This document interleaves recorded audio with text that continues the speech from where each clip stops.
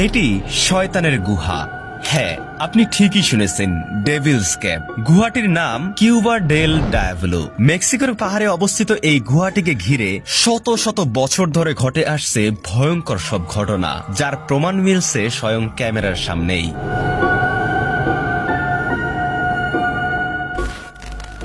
দেখলে মনে হবে সাধারণ এক পাহাড়ি গুহা, কিন্তু এর ভিতরে আছে অন্ধকার ভয়ঙ্কর আর একটি গভীর জগৎ।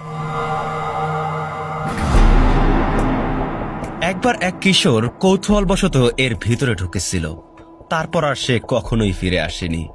স্থানীয় লোকেরা বলেন সেই রাতেই পুরো এলাকা কাঁপিয়ে গুহার ভেতর থেকে এসেছিল ভয়ঙ্কর বিকট এক চিৎকার, অজানা আওয়াজ, চিৎকার, হাসির শব্দ, এমনকি শয়তানের ছায়াও।